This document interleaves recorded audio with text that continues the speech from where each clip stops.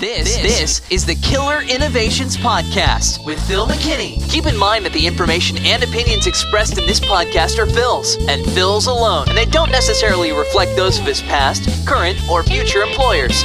Now, here's Phil McKinney. Previously on the podcast, we've been discussing the key elements of your innovation mix. The three that I've been discussing: 1, organic, which is your internal R&D; 2, innovations from mergers and acquisitions, what some of you may be calling corporate venturing; and 3, co-innovation. This week's podcast, I'm just going to talk about co-innovation. Now, what is co-innovation? Some of you may be thinking in the back of your minds terms like joint R&D, maybe joint venture, customer-driven innovation. In my case, I'm thinking about it completely differently. Co-innovation is different from all of these. I define it as really being two parties with unique IP, patents, expertise, etc., that come together in a 50-50 funding of resources. That could be dollars, people, facilities, factories, whatever it might be. Key components are they have complementary interests. So what do I mean by this? Think of it in the context of your own interests. You define that as a group of areas that you're keenly interested in with your business. This potential co-innovation partner has their interests. And think of it as a Venn diagram. The objective in a co-innovation is to find where the Venn diagrams overlap. And that's where the area of co-innovation is. If you try to do it outside of the Venn, meaning maybe it's a customer who has a keen area of interest, they're waving some money at you, and you actually go out of your areas of interest and go to your customers' areas of interest, and that's what you do from the innovation perspective. That's not co-innovation. That's contract R&D. Now, you may want to do that. That's great.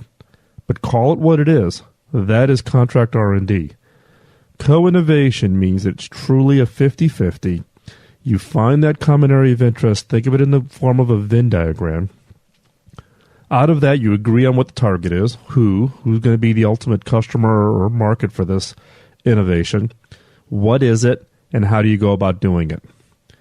The other key component to really be a successful or really to qualify as a co-innovation is that neither of you can do it alone.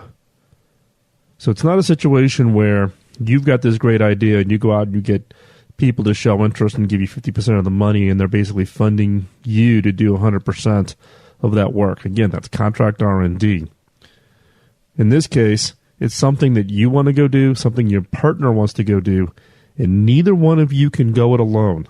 This creates mutual dependency. And this creates a unique culture around this innovation program. It's not just some one side's idea and the other trying to convince the other one to give them half the money to get it done. This is something that requires both entities to participate in. And the last and most important criteria for my categorization of what I mean by co-innovation is that you're going to launch a real product. Not do some research, not write some papers, not do just some PowerPoints. You're going to launch a real product.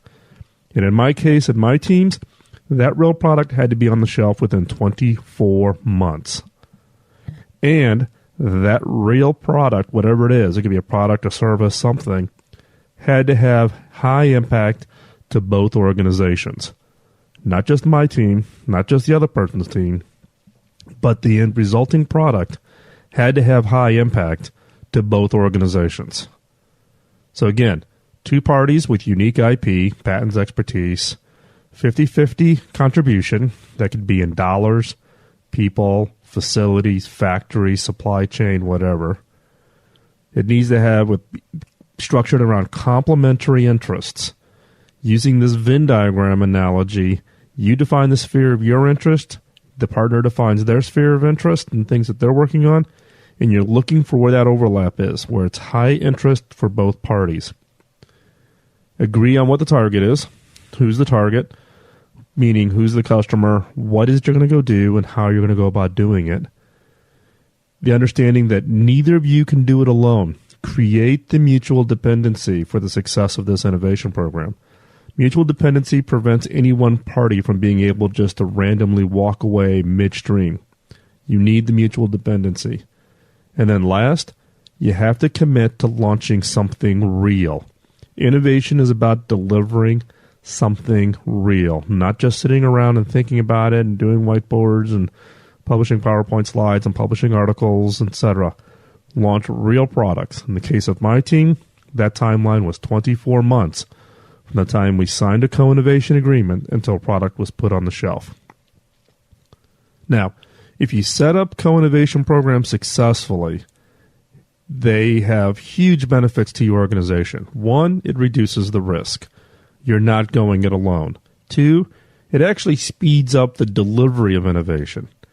In many cases, people think, if I do it organically inside my organization, that's actually the fastest way to put innovations on the shelf. It's actually not. What I have found is with co-innovation, you can actually speed up the process of delivering those innovations to the marketplace. Why is that? Because you have this mutual dependency. You have two organizations pushing for you, and you have a committed timeline. For some reason, it's actually easier for innovation teams to disappoint internal managers than it is to disappoint external managers. Managers that are outside their organization that they've made commitments to. And by having this be really this codependency across both organizations, what I have found is both teams don't want to disappoint the other person's management teams.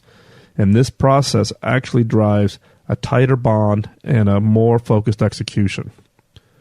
The other is it just leverages your R&D budget. If you truly focus on a 50-50 funding model, then for every dollar that you put into your R&D, you're getting $1 contribution from the other partner. Both of you then get leveraged R&D benefits from those efforts to go into areas. And in today's days and markets, leveraging your R&D dollars is becoming critically important. Now, over the years that I've put together these co-innovation programs, there's a couple of lessons learned that I've come across, particularly around governance. How do you manage these co-innovation programs once they get underway? The one trick that I use, and I would encourage everybody to use this, is use your senior executive sponsorship to set the pacing. Whenever I've defined a co-innovation agreement, I've taken the most senior executive within my organization and the most senior executive in the corresponding organization. Typically, the two CEOs own and will sponsor these co-innovation programs. Once I've identified who that sponsor is, then I use them to set the pacing. In many cases, we set up face-to-face meetings every 60 days to review the co-innovation program. Why? It really didn't require these executives to get together that frequently, but when everybody in the team knows that the two CEOs are going to be getting together, next Friday, guess what happens? Everybody steps up and starts really making sure that they're making progress and they can show progress in this meeting. They don't want their CEO to look bad in front of the other CEO. And so I artificially kept a very quick pacing between these CEOs in order to drive both organizations to stay on track and deliver ultimately on these co-innovation programs. And so therefore, it literally pushes the team by using your senior executives as that pacing mechanism. Second, with regards to governance, is set gates and milestones. Set your gates, define what has to be delivered against to clear that next gate.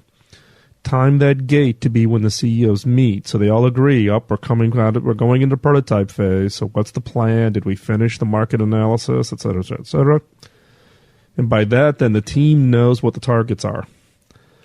The key when you're working with two teams, your organization and somebody else's organization, is you have to have clear targets.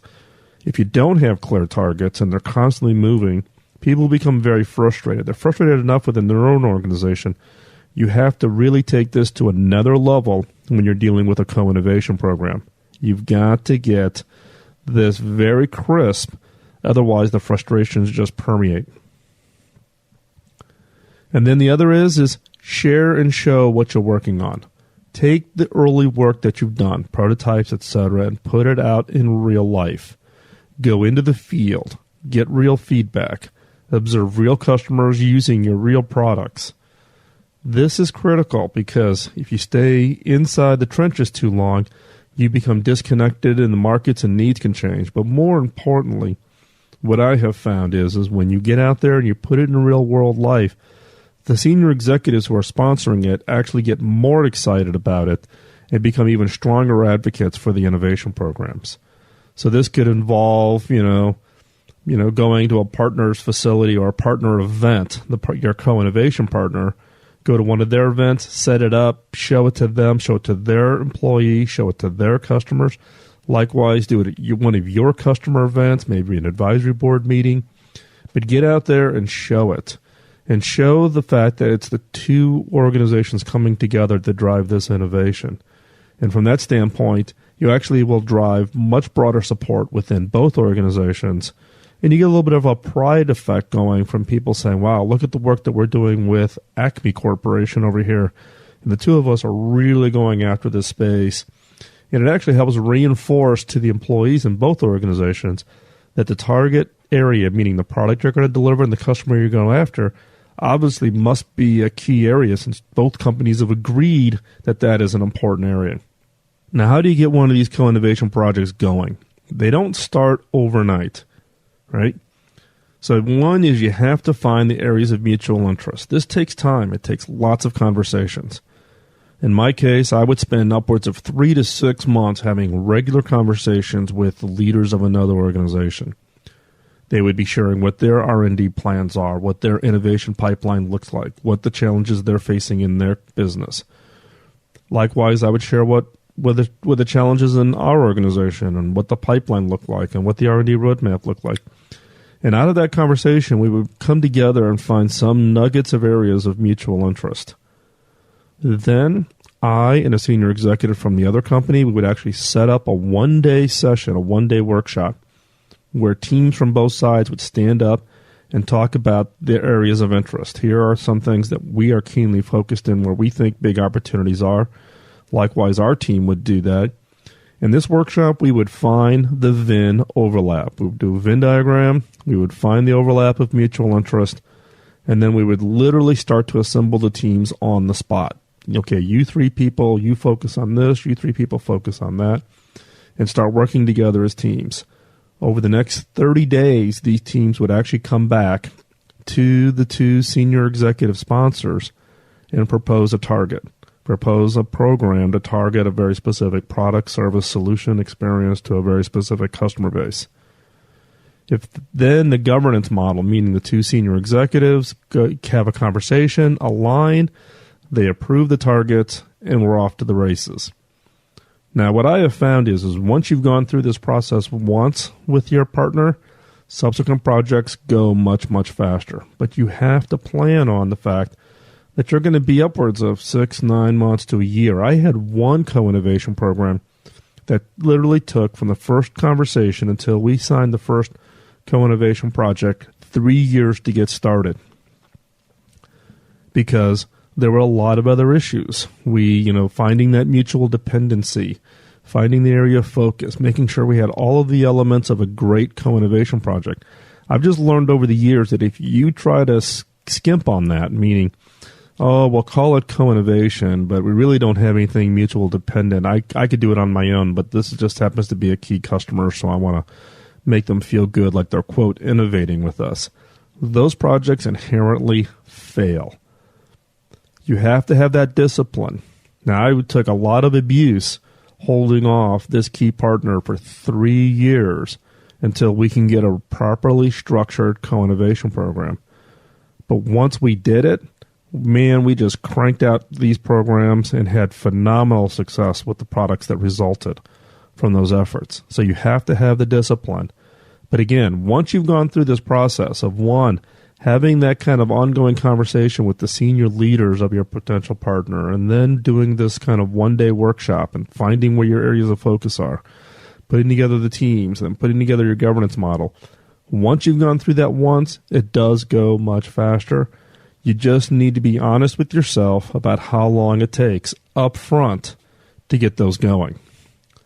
Now, when it's not done right, these things will blow up in your face. The problem in many cases is people want to call things co-innovation when they're really not. For instance, contract R&D. A lot of companies, particularly in the tech sector, particularly in programs that where the quote innovator is a much smaller company with much larger clients, it becomes contract R&D. They go to the customer says, hey, I really need work or help in this area, and I'm willing to pay you for it, right? And they call it co-innovation, but it's really contract R&D. And that's fine. For a lot of companies, that's a business model that works, right? But that's not co-innovation. That is contract R&D. The other that I run across a lot is people are really focused on the R, the research side, with no plan for the D. Lots of organizations have their equivalent of a labs, right? So a bunch of researchers who are just focused on the R side of the R&D programs, right? So in this case, their focus is on R, right? Remember, I'm calling this co-innovation. Innovation is all about the execution. Ideas without execution are a hobby. To turn something into an innovation, it requires execution. If you're focusing on just the R, it's not innovation. Just call it. It's joint research, right? We're going to do a joint research program with this company. It's not about innovation. The third area, and this is probably my most frustrating area, is that it turns into a PR or marketing effort, right? So some senior executives run around and they cut a deal and they're primarily focused on the press release saying, Acme Corporation and ABC Corporation are going to get together and they're going to do some magic thing, and we're going to jointly develop programs and technologies into this space. It's all about the press release. There's no commitment to really deliver. There's really been no thinking. There's been no time from the standpoint of really understanding the areas of focus. There's no mutual dependency for success, right? So it's a PR marketing effort. In these cases, people have gone out. In fact, the marketplace has become very calloused to these types of programs, right? So you go out there and you talk about it, and then nothing ever happens, right? People go, it's just another one of those things, right? And you can go out, do a Google search. You can look for co-innovation programs and announcements that have been made, and then go back and try to find the actual results or impacts. In my case is, if you follow these basic rules, right? 2 parties, 50-50 commitment, complementary interests, think of that Venn diagram, an agreed upon target, who, what, and how. Create the mutual dependency. Find innovation programs where you have this mutual dependency, and then launch a real product. Whether, in my case, it was 24 months, it could be 36 months, whatever. But if you get that right, you get that mutual area of focus, the 50-50 resourcing, that codependency, and delivering real innovations, co-innovation programs can really ignite your organization and take you into market opportunities that you would never be able to achieve on your own, and therefore drive success for the overall organization. So take the time and get it right. Thanks for listening to this week's podcast. To get more information both about how to do these co-innovation programs, but also how to apply everything from these podcasts, the best option is to pick up the book, Beyond the Obvious.